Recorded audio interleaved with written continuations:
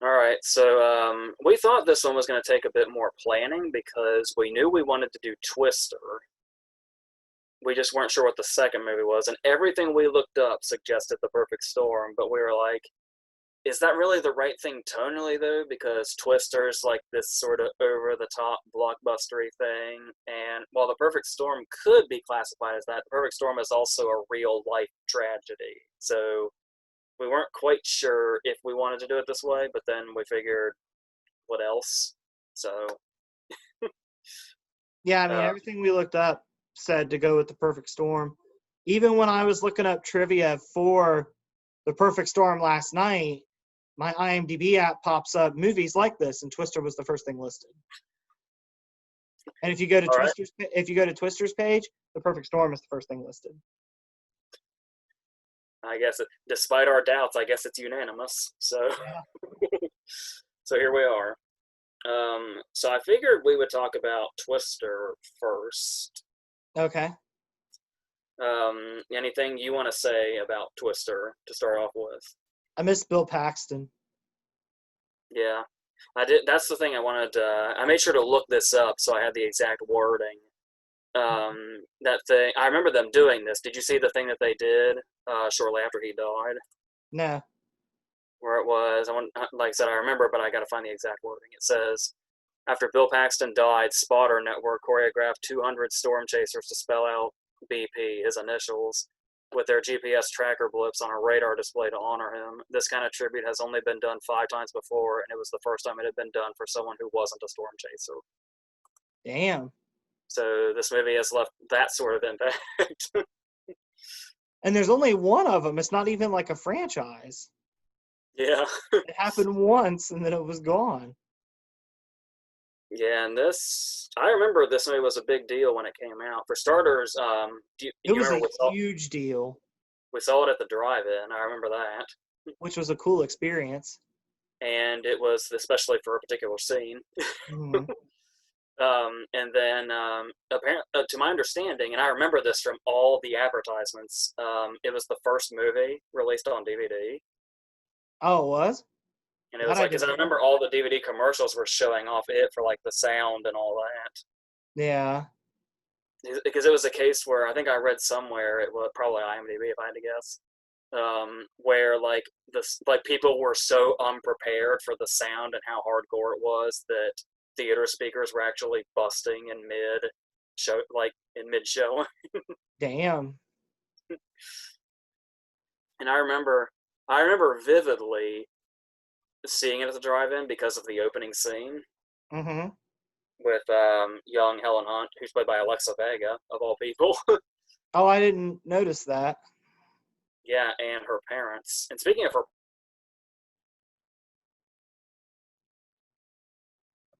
that meets John Hawkes at the bar. Yeah. So we'll be seeing her more than once. But I Oh, remember that's seeing this. crazy. I forgot about that. Yeah, That and we thought, maybe that's why the internet thinks these movies are so interconnected. yeah. And then there is because I remember the opening scene vividly, seeing it at the drive-in Hmm. because I would have been 5 when this came out because it was the summer of '96, right? Yeah. When I was 5, the opening scene of this movie was terrifying, Mm. absolutely terrifying. And I tried to look back on it. I think it's because seeing this opening scene at the drive-in when I was 5 was the first time I realized that a storm could kill somebody. Hmm. That may have been when I first realized that. And that's not the last casualty that a storm causes in this movie. Yeah, and we'll get to that. And the thing about that also is being terrified of that scene because realizing that storms can kill people. Hmm. I even now am terrified of storms, Hmm. and I can't help but I'm not known for sure, but I can't help but wonder if I can trace it back to my first experience with this movie. Hmm. That even now, even small thunderstorms, I get the worst feeling in my stomach. It's like shit, and of course we're in summer now, which is the season of this shit. And it's we've had 2 really bad ones just the past couple of days.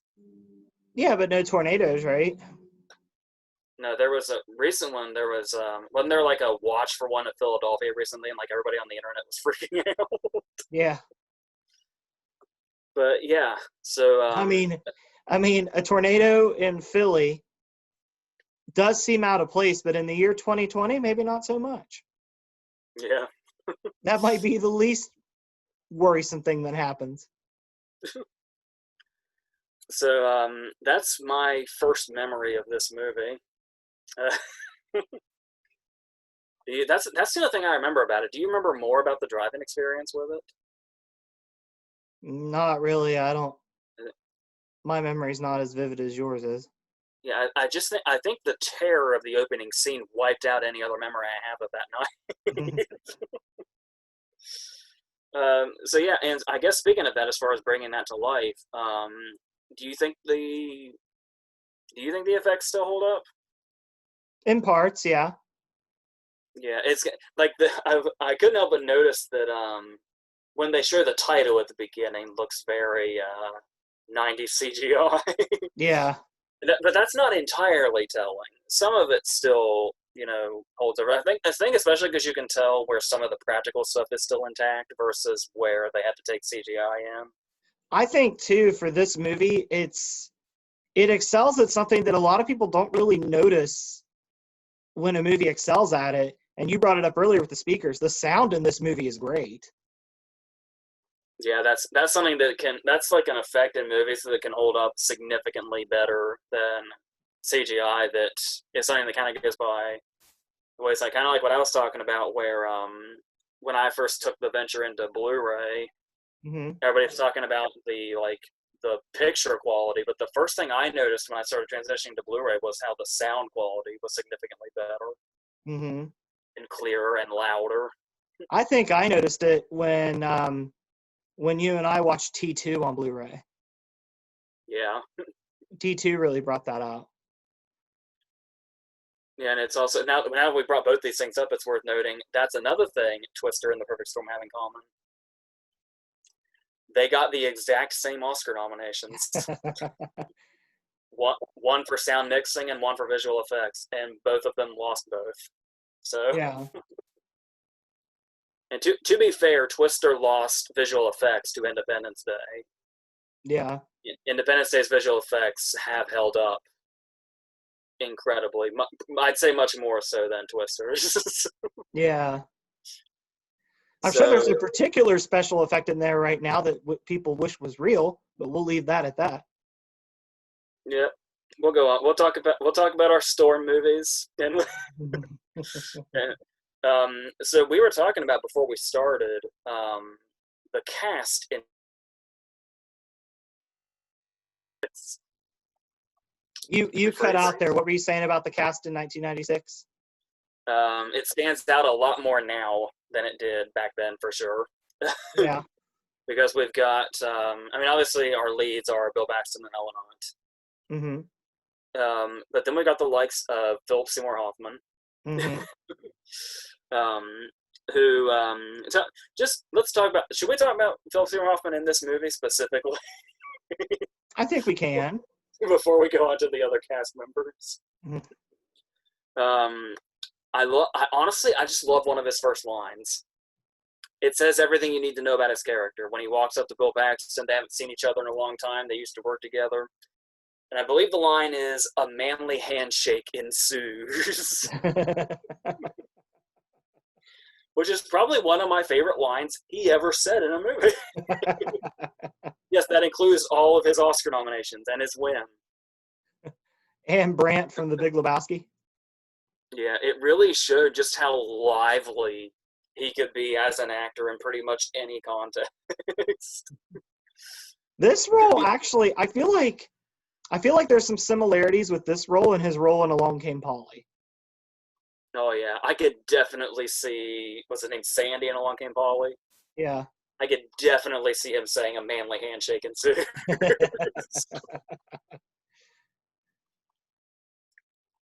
But then you've also got some totally random faces. You've got Alan Ruck, who's not that random because he worked with Jan de Bont on Speed a couple years before this. Hmm. But then you have Todd Field is in this.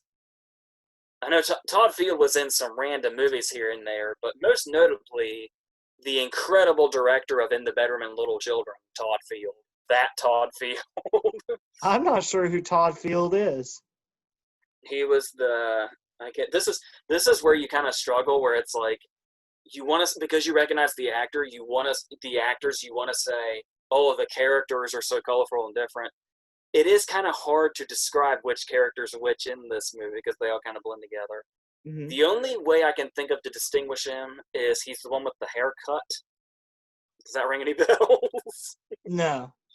Okay. Was he the crazy one with the glasses? No. Was he the one that kind of looks like Robert Patrick from A Couple Miles Away? He might be. He's the one they called Belzer, I think. Yes. Yeah, Yes. I was gonna say because the first part, for the first time I watched it, I was like, "Is this Robert Patrick's son?" Like, because he kind of looks like him. Yeah, nope. That's the director of In the Bedroom and Little Children. Oh, okay. He's also got a big part in Eyes Wide Shut as well. Hmm. I was gonna say if you couldn't narrow him down, we could have gotten to him by process of elimination. Yeah. Because obviously we mentioned Alan Ruck. We've got Sean Whalen. Sean Whalen's the guy that looks like Steve Buscemi. Okay. Jeremy Davies, who was in Saving Private Ryan, of course. Now that you say that, I want to see what Steve Buscemi would have looked like in this movie. Well, in '96, he probably would have fit right in. Yeah. If Philip Seymour Hoffman can fit in, Buscemi could have easily. Yeah. Don't forget Carrie Ellis. Yeah, of course, we have our villain.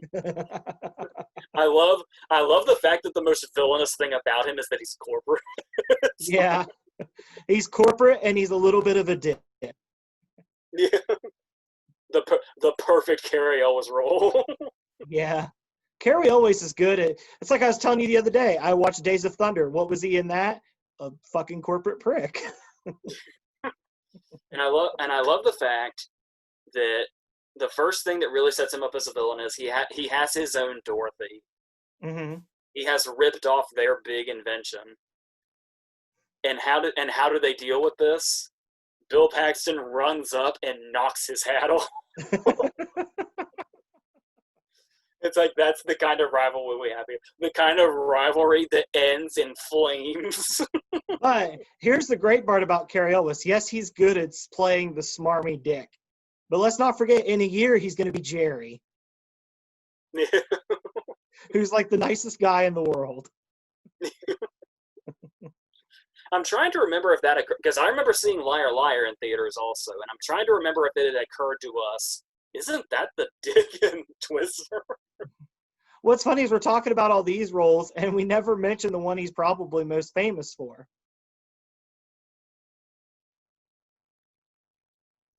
Princess Bride. Yeah, because I didn't grow up with The Princess Bride. Yeah. That might explain that. Mm-hmm. But it is also worth noting the science in this movie is. When you watch movies like this, though, you kind of have to throw the science out the window. It's like poking holes in the time traveling in Endgame. Yeah, that's what I'm getting at, where it's like, it's kind of like what we were talking about, where we're trying to figure out if we wanted to even do this with something like The Perfect Storm or not, because while The Perfect Storm is a real story, and you can see that in it, this is by all means not. No. Like if this wasn't the same year as Independence Day, Roland Emmerich would have done this movie. Yeah. But the thing about that also is that when you think about the science of it, the reason I even bring that up is the fact that one of the credited writers on this is Michael Crichton. Yeah, I noticed that when it ended. I never had known that before. Who took such outlandish science like what we see in Jurassic Park, yet in Jurassic Park, it's made probable by just the way they describe it. As no matter how outlandish it is, Jurassic Park somehow feels grounded in the way they describe the very fantastical science element. I think it's the fact that it's being explained by Richard Attenborough. That very well could be in that cute little documentary that he made. Yeah. But then there's also, if I remember correctly, it had two very different script doctors on it. The people that kind of came in uncredited and worked with a little bit. Mm-hmm. Steven Zalian, who's known for stuff like Schindler's List and The Irishman, Mm-hmm. and Joss Whedon, who I didn't is, know about Joss Whedon. and Joss Whedon seems much more up his alley than somebody like Zalian or even Crichton for that matter. I see a little Crichton in it, but I so badly want Joss Whedon to be responsible for Dusty. I could see that. I can very much see that. So,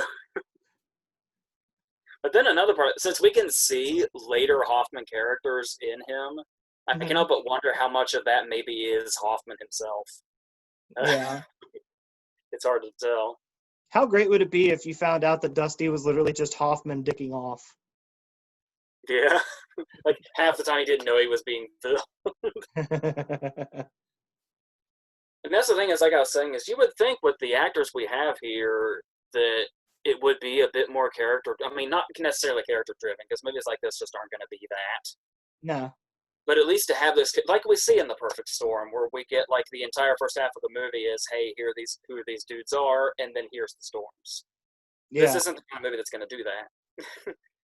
But they at least like usually in these type of movies you get those slow down moments where it's like, oh, this person has this moment or this person has this moment to shine or whatever. And you would think that would be the steak and eggs intermission, Yeah. but not really. The only character that we seem to really care about putting any substance to is Helen Hunt.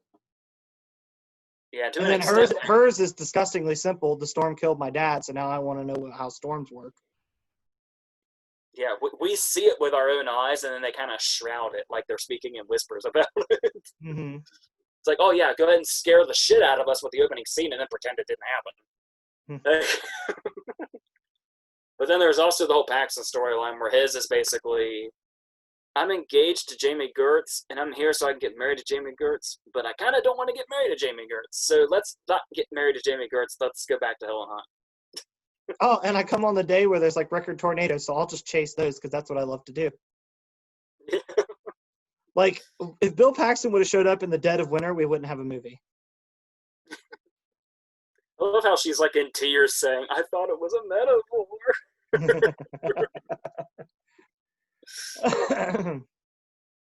So, yeah, but despite all this, obviously, in 96, these effects were stellar.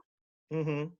It was like one of the quintessential blockbusters. It's even got Spielberg's name on it in the executive producer credits. It has its own like attraction at Universal. Yeah, and then there was the whole thing where, which we did it, and it was really cool. Yeah. No.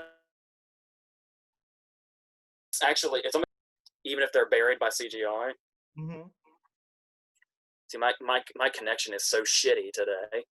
Yeah, I keep trying to pause it to cut down on the silence. Did anything cut out there? Most of it. No. I was talking about how when you go through stuff like the attraction at Universal, which I'm not even sure if it's still there. I can never keep track of that anymore. Mm-hmm. You'd have to ask Owen. Owen would know. Yeah. It's like, especially after going through something like that, you can really tell in the movie where the practical effects are, and even if they're like buried in CGI.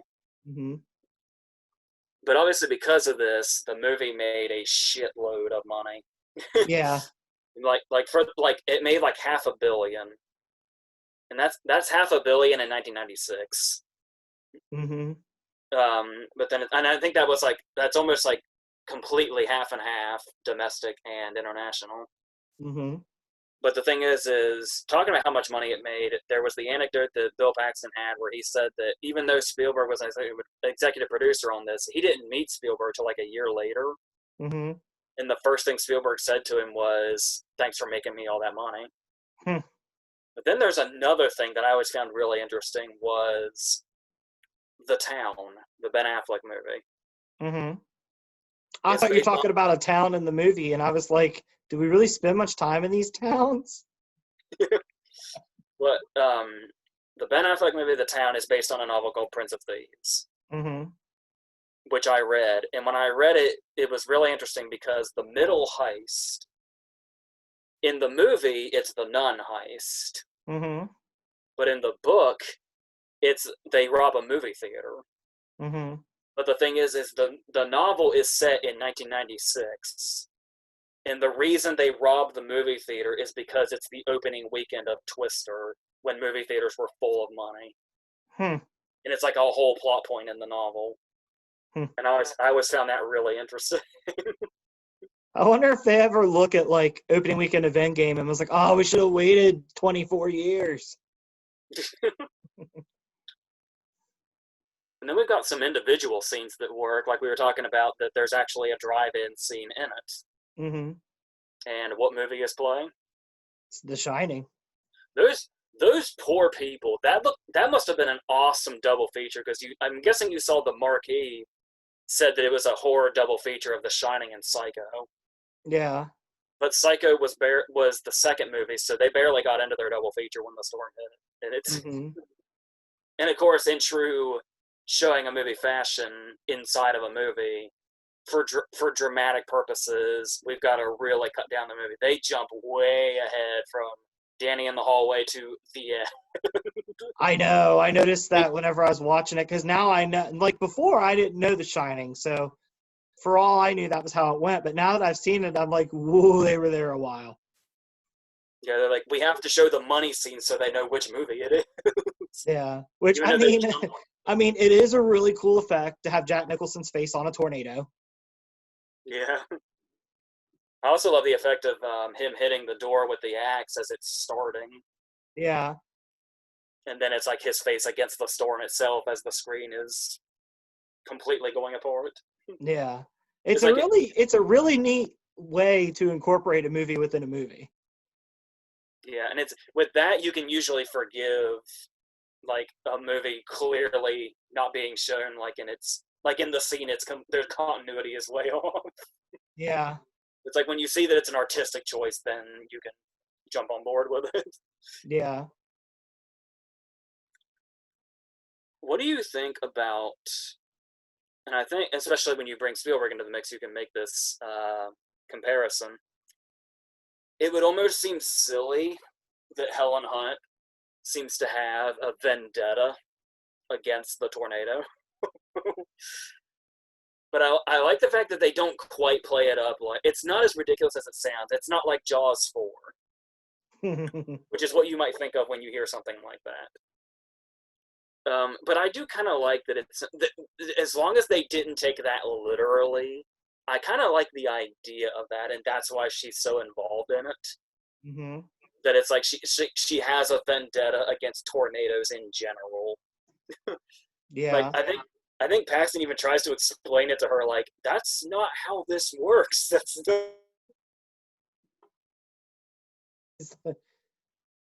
He's like, it doesn't make any sense.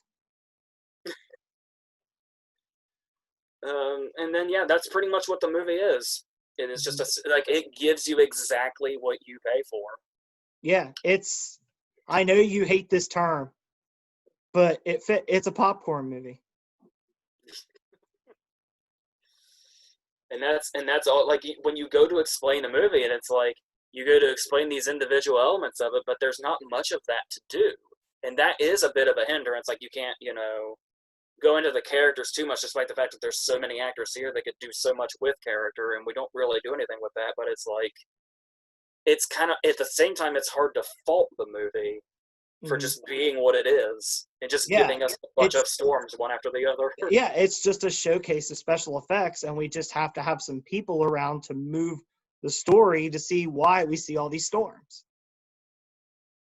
Yeah, I think it helps enough that even if we don't get to know the characters are still entertaining as they are.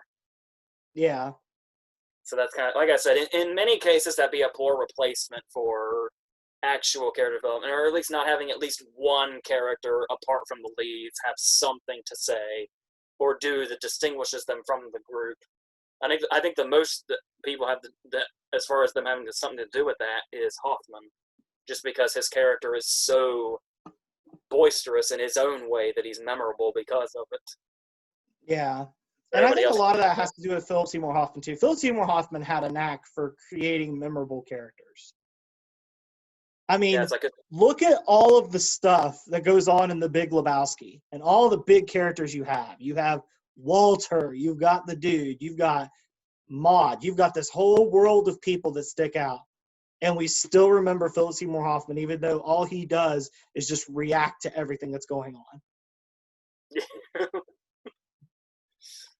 yeah, because that's the thing is this character could basically be seen as the comedy relief. Mm-hmm. But if you were to go back to '96 and say, not only is that guy going to win an Oscar, but he's going to be incredibly revered as an actor's actor Mm-hmm. before his career ends prematurely. Mm-hmm. I It'd would be say hard, I would even say in his prime. yeah. And it's like it'd be hard. It'd be hard to imagine, but then it also not really. No. Because it'd be like, well, he's the comedy relief in a movie like this. That's kind of hard to believe. But when you just see how magnetic and charismatic he is, and the more you think about it, it's like, oh no, maybe I could see that. And sure enough, we did. Mm-hmm. And it's So, funny how he can go back to that. Like after this, he goes into The Big Lebowski. I had another one in my head. Talented Mr. Ripley. Different yeah, things like that. And then later goes back to a character like Sandy. yeah. His Paul Thomas Anderson movies, Yeah. all of them. Yeah. Which there's another guy that we'll talk about with The Perfect Storm that is really good at just switching gears from comedy to drama. Yeah, a few people, but one in particular. Yeah. I mean, So that's do you think that there was a little bit of in the mid '90s, a little bit of typecasting going on with Helen Hunt as a bickerer? that sounds right. I didn't even think about the fact that the person on the drive-in screen is her future co-star the following year. Mm-hmm. That would take her to her own Oscar win. Yeah. Why are there multiple Oscar winners in Twister? How did that happen? And the lead and the focus of the story, the male lead and the focus of the story is one that never got that kind of recognition. Yeah, He was always in the kind of roles that Phil Seymour Hoffman was doing. He wasn't really a leading guy. yeah. Unless you went the indie route, like Traveler with Mark Wahlberg or something like that. Yeah. I mean, it's not to say that Bill Paxton was untalented because, hell, the very next year, Bill Paxton would be in a Best Picture. Yeah, I don't think anybody's going to mistake that for us saying Bill Paxton's untalented. I don't think anybody would say Bill Paxton was untalented. No. No. And Bill Paxton's one of those guys that, like, he always improves the movie he's in. Like, Spy Kids 2. He's so fun in Spy Kids 2. There are so many different YouTube videos that made a meme out of Dinky Winks. There's too many to count. and And, then he's got some really good turns too, like Frailty. yeah, I was gonna say when he started directing. Yeah. And of course, I know one of our personal favorites, Coconut Pete. Yeah, If you haven't seen Bill Paxton and Club Dread, do it because Coconut Pete is wonderful. and the fact that he helped write those songs has always been some of the. Right? It's like one of my favorite things about Bill Paxton's career. Yeah. Yeah. Bill Paxton's definitely missed, as is Philip Seymour Hoffman. It's sad that we have two people that aren't with us anymore that could still be doing great things. Yeah, and we're doing just fine when we lost them. Yeah. Yeah, because Bill Yeah, Paxton, what show was Bill Paxton on when he passed? wasn't it like a TV version of Training Day or something? Yeah, that's it. That's what it It was. just it felt like Edge of Tomorrow had been pretty recent too. Oh, yeah. So yeah, that is the fun yet tragic story of Twister. Yeah. Yeah.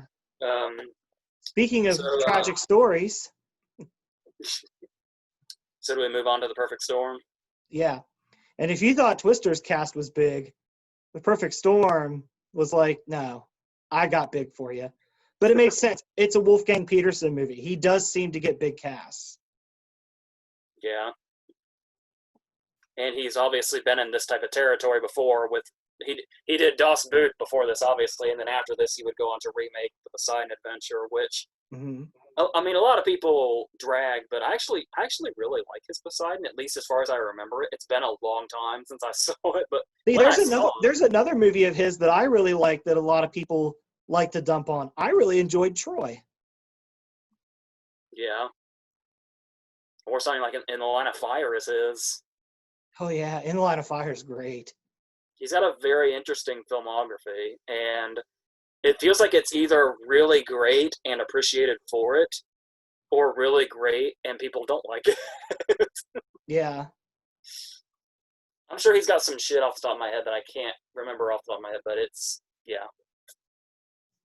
So, like I said, this one we go into with a bit more sensitivity because we're dealing with a real story and real people that went through this real event. Mm-hmm. Like I said, as we were talking about, brought to life by this enormous cast. Mm-hmm. Should the cast be where we start? Yeah, we've got Clooney and Wahlberg, which this was before today Mark Wahlberg. This was back Yeah, when Mark Wahlberg was still trying to find his footing. yeah, because they wanted Ben Affleck, Mm-hmm. and at one point it was going to be Cage, and Wahlberg got it immediately because Clooney recommended him because they had just done Three Kings. Yeah. I also And then, saw too where originally for Clooney's role they wanted like Tommy Lee Jones or Harrison Ford. yeah, yeah, you could see where they were like going for older at the start.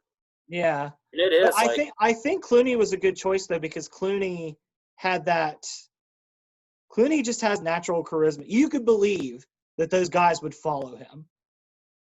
yeah, and at this, well, that like he's got that, but at the same time, especially for somebody that's always criticized for just being him, Mm-hmm. I feel like Billy Tyne is so un-Clooney. Yeah. Like as far as his roles go and the way like people perceive him. Yeah, because he's got a lot of Clooney characters don't have this. He's got a mean streak, which is not something common in a Clooney character. You expect George Clooney to charm you. Or if Yeah, you're in the Coen brothers, you expect him to be a complete fucking idiot. But but yeah, at the same time, they needed the Clooney presence to make the audience buy that they went with him. yeah. And he's pretty much just trying to. He's getting pushed forward to do what he does because of Michael Ironside. Michael Ironside being very Michael Ironside, being very uncaring and saying like, bring in your fish. Shouldn't take too long. So, Yeah, go back. all right. Michael, all I got was Michael Ironside saying, shouldn't take too long. Oh, that's where I left off. So we're Yeah. good. I feel like, and this is not a knock on Michael Ironside, because I really like Michael Ironside. Yeah. But I feel like Michael Ironside is who you use when you think, oh, Jack Nicholson would be perfect in this tiny role that he'll never take. And that's not a knock on Michael Ironside. I think Michael Ironside's great. Yeah, because the great thing about him is even if he hasn't played like a shitload of different roles, Mm-hmm. it's still something to perfect a certain thing. He knows who he is, Like and he you, knows what and his wheelhouse is. yeah, because it's not necessarily you cast him in these parts because it's easy to cast him in these parts. You cast him in these parts because he's the best at it. Yeah. Just like one of his co-stars that we talked about the other day, Christopher McDonald. He's a great bully. Christopher McDonald is in this, and he's not bullying anyone. I believe before we started this video, you say he was an exposition machine. Yeah. But at the same time, I really like that particular scene because even though it's just exposition with him sitting at a computer, Mm-hmm. it still kind of perfectly sums up what the movie's doing before we get to the big portion of the movie where he's talking about how, like, when he sees all the different things, all the different storms coming together, and he says, like, you could be a meteorologist your whole life and not see something like this. Mm-hmm. And it's like it builds up just how like obviously we know it's leading to tragedy Mm-hmm. because they got caught up in there, but it's like if there wasn't somebody caught up in there and it was just over the water, Mm-hmm. this would be a beautifully disastrous thing that all these things converged and this happened. It's like it's really a thing of beauty that nature is capable of something like this, but that beauty is turned to tragedy because they happen to be there. Yeah. And not just them, Karen Allen's sailboat too. Oh yeah, Karen Allen and Bob Gunton are hanging out in this movie too. Yeah, and Cherry Jones is the other one with them. She's in everything. Yeah. Like I said, we got Christopher McDonald, we got Diane Lane, John Hawkes. I do. Diane Lane. Diane Lane's a great actress. Mm-hmm. Like all the way from her childhood and stuff like A Little Romance with Laurence Olivier, she's amazing in that. And she was like 14 or something. Mm-hmm. And she was working with Coppola and The Outsiders and Rumblefish. And then now, even today, she's great. Mm-hmm. She got an Oscar nomination for a movie like Unfaithful. That's how great she is. Mm-hmm. I don't think this performance is her finest hour. She stole Colin Sullivan's over the top Boston accent. Well, there's that, and there's the stuff like when she's with Wahlberg and she's like, "You're gonna stay with me forever now. I'm so glad you're home." She's like a little teenager in love. Mm-hmm.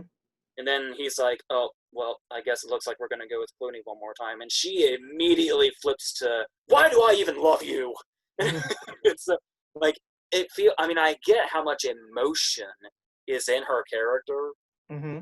but she still feels way over the top in not the most natural way. Well, I feel awful saying this because I might be jumping to conclusions, but maybe her mood swings is the characterization because Wahlberg says the line at one point, "We're going to get your kids back." So somewhere along the line, she lost custody of her children. Yeah, but at the same time, I still think there's a natural way that can be played. Oh, you mean like the black eye that Marky Mark had after their night of lovemaking? Yeah, because then there's also the scene with her and Michael Ironside, and I feel the same way about it. Like there's just something about it that doesn't really ring true in her performance. Oh, when she goes over and attacks him and he just stands there and takes it. Yeah, It's the Michael Ironside realizes he's been a dick scene. Yeah. And even in that scene, it takes him a while. Yeah. Because doesn't he actually, I just watched it yesterday, but I can't remember. Doesn't he actually say the line, "I've done nothing wrong"? Yeah, because they say, like, do you want applause for just being able to come in here and face us? And his response is basically, yeah.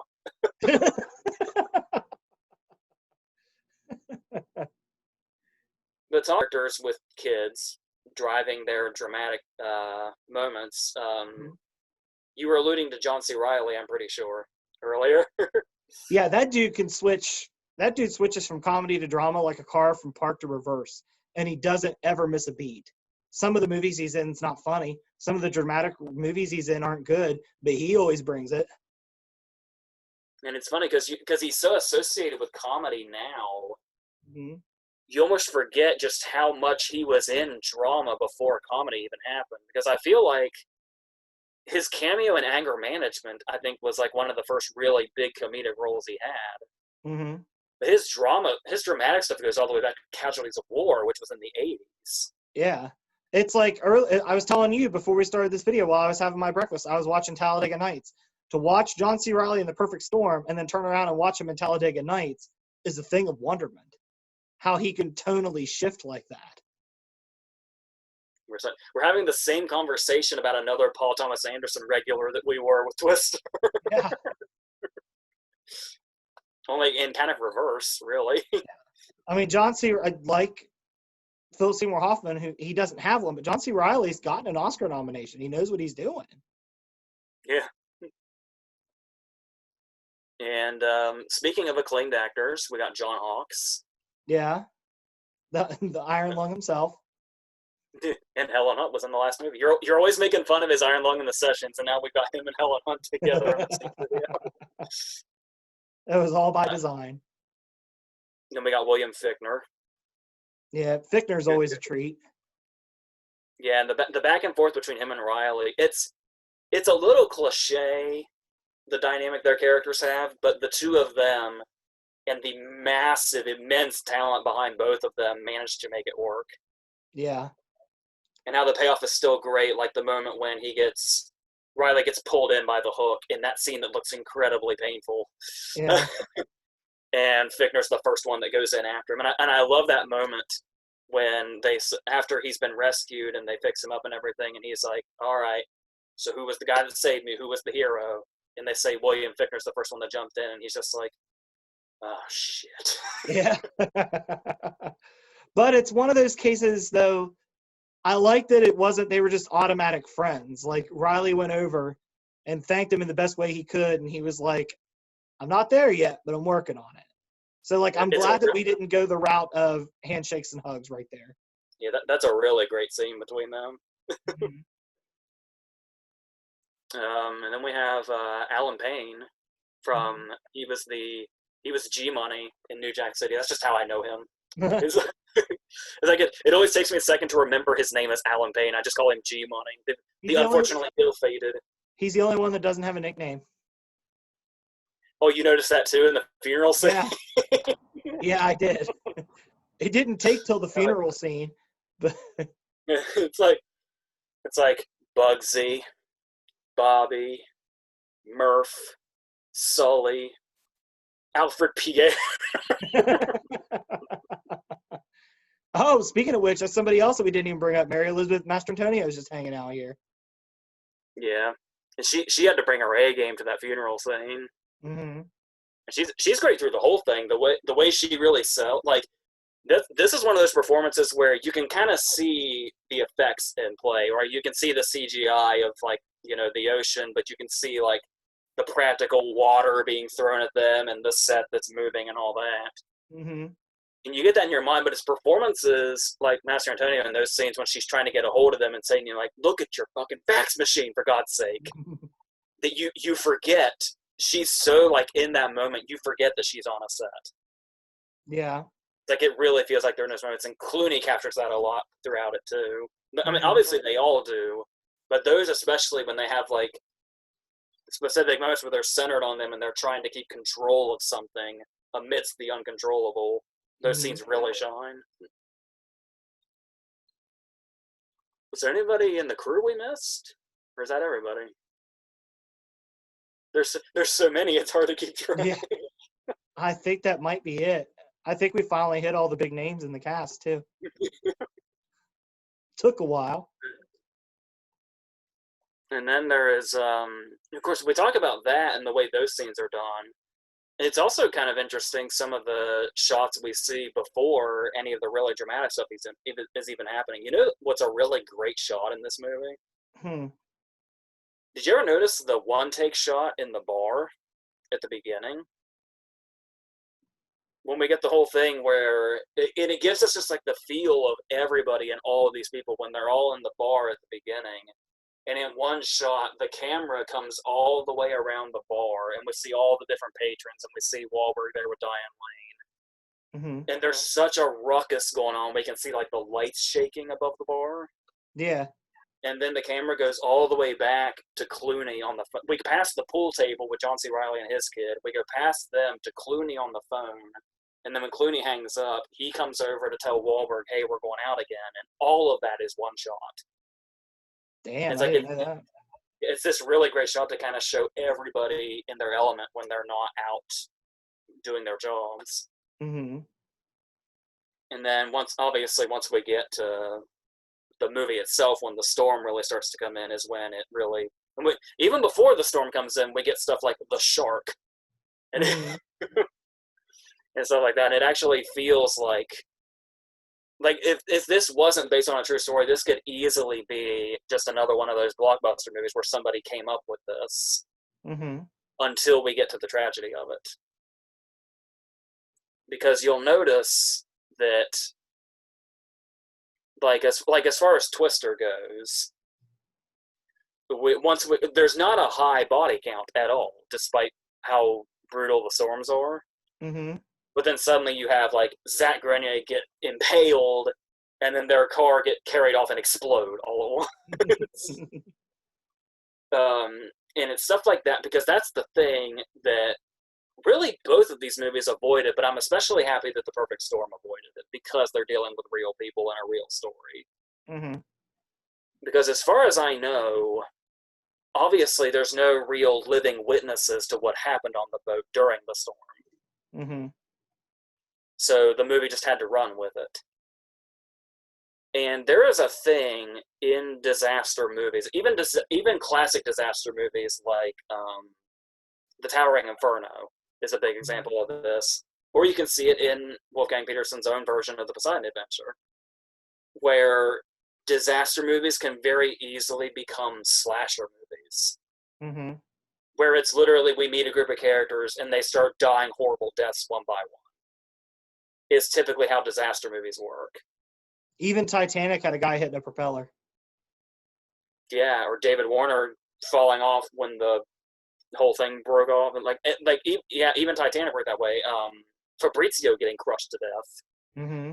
It's like that's just kind of the way disaster movies work. But it's like both these movies actually avoided that, with that only coming into play for Carrie Ellis and Zach Erney and Twister. And I really like that they didn't do that. They could have easily done that with The Perfect Storm, with us having no account of what actually happened on the boat, Mm-hmm. because there was no living witnesses.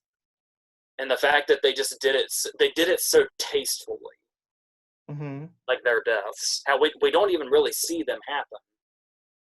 Mm-mm. The closest we get to seeing one happen is Bobby, because we see him just float into the abyss. Well, you've got Clooney too, where he watches Bobby go to the surface and then he just goes back into the boat to go down with the ship.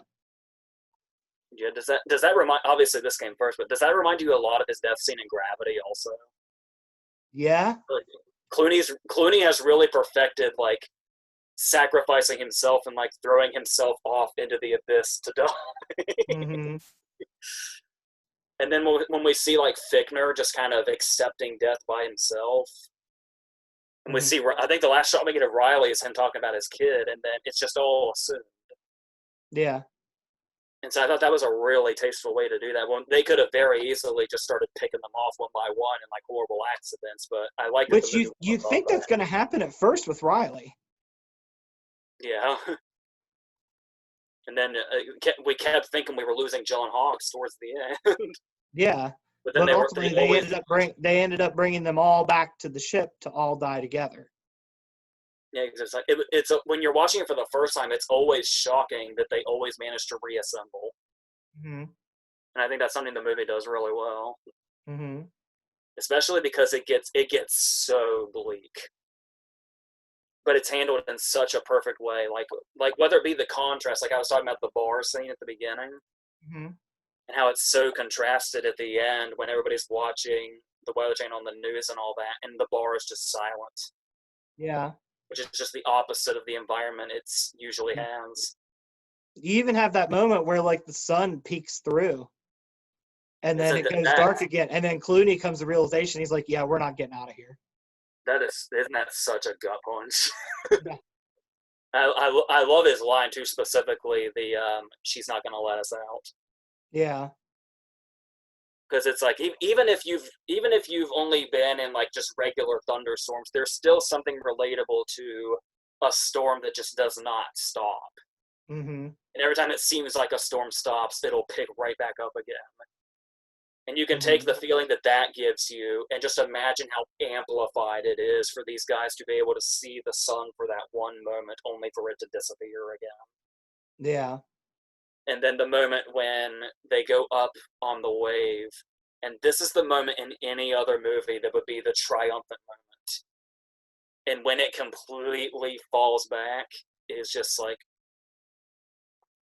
it's like you remember that you're watching a movie and you're like, that's not supposed to be what happens. Yeah. And it just really amplifies the tragedy of the real life aspect of it. Mm-hmm. And it's like it's really powerful. Yeah. So I've done a lot of talking now. Do you want to? I Well, got so. I've seen a lot of people criticize The Perfect Storm because they're like, the first hour is really boring and it really only gets good once they get to the storm. How are you supposed to care about these guys if you don't see them before the storm? Yeah, it's like it's a cliche way to go about it because it's like because more than likely anybody going into this movie already knows their fates. Mm-hmm. But the thing also is, it might seem like a cliche to say like, oh well, here's all the characters and here's us getting to know them, so that it's sad when they die. We already know that. We know how formula works and how you have to shape a script and all that to get people to care. Mm-hmm. But yet it still works. And they give them all they give them a reason to want to come back. Like John C. Reilly's got his kid. Mark Wahlberg's got his life with Diane Lane. John Hawkes finally found a girlfriend. Yeah, even if that John Hawkes segment seems like, oh, so what? There's that one moment when she says goodbye to him, and he's like, nobody's ever said goodbye to me before, and it's like it really makes you realize he hasn't apparently had a relationship that meant that much to him, Mm-hmm. and that goodbye that they had was enough for him to want to come back to this Yeah. as much as anybody else. And it was enough for her to be as sad as everybody else was. Yeah. And like I said, that brings us to the closing funeral moment where Mary Elizabeth Ashton-Terry brings her A game, and we get and just kind of, and I also kind of like the effect of them showing the wall at the beginning Mm-hmm. with all the names, but they only, it's kind of stops at the 20s. And we don't Yeah. see the full wall, and then we kind of get the rest of that shot to close it. Yeah. So it's like it doesn't quite show all of its cards, whether you know the story going in or not, but it's kind of the perfect way to sort of bookend it. Yeah. So, yeah. Do you have a preference between the two movies? I don't know. Is I'll is it one of probably those cases? Is it one of those cases where one is much more rewatchable, but the other's much more impactful? yeah. Yeah. So I would say, I mean, I think we can both say with ease that like almost like you could say, I mean, objectively is a strong word, but I mean objectively, The Perfect Storm is a better movie. Mm-hmm. But you might find yourself revisiting Twister a lot more. Not necessarily just because of the bleakness of The Perfect Storm, but just the entertainment value of Twister as well. Mm-hmm. But both have a lot to do with it, I would say, probably. Yeah, and You know what I mean? they both have effects that somewhat hold up. Yeah. Like with The Perfect Storm, the sound is amazing. Mm. And it gives you there's kind of a contrast too in Twister. Whenever they get themselves in those situations, I mean, you can outrun a tornado. I mean, but in The Perfect Storm, I mean, there's nowhere to go. It's just nothing but open ocean. In Twister, you can always see civilization. Yeah. Yeah. So it's basically you can watch Twister anytime, but you've got to kind of be emotionally prepared for The Perfect Storm. Mm-hmm. And it's kind of like, I forgot I was going to mention this. In The Perfect Storm, it's funny because the characters that we get to know through most of the movie are the ones that die. It's the side characters that we don't know too much about that all survive, except for the one Coast Guard guy that was never recovered. Yeah. Which, the one Coast Guard guy, we didn't mention him in the cast because I can never remember his name. Dash Me Hawk. Yeah. Yeah. You mention him? No, I meant to mention the whole subplot of the rescue guys like brings in a whole other aspect to it. Mm-hmm. Like it brings in a whole different point of view to the storm. Also, so that was like really skillfully done to add that portion to the story. Yeah. Because you have them and you have the Bob Gunn thing, and you're like, why are they here? But it's like it kind of gives us all different angles of what's going on. Yeah. You know what it reminds me of is and you haven't watched it yet, but you may know what I'm talking about when you see it. Is it kind of reminds me of the way we see Dunkirk from the different angles. And they kind of went in that territory here. And yeah, another thing I wanted to mention about Twister was I was talking about how disaster movies tend to turn into slasher movies, and I'm glad The Perfect Storm didn't do that. Mm-hmm. Apart from Carrie Ellis and Zach Grenier, it's also kind of interesting that Twister never went that route. They all live. Yeah. That's kind of And the way stuff was refreshing. flying around, I mean, that's a great setup for them to just, oh, look, they get killed by a different flying object all the time. Yeah, because you could say like you could say it's bad for the stakes. You could say like it doesn't raise the stakes. One of them should have died, but it's like it's actually refreshing that they all lived because you don't Mm-hmm. expect that. Yeah. It's such a contrast. Like in The Perfect Storm, they all die. In Twister, none of them die. Except for the dicks. Yeah. All right, is that about it? I would say that covers it. Before my connection gives out entirely. Yeah.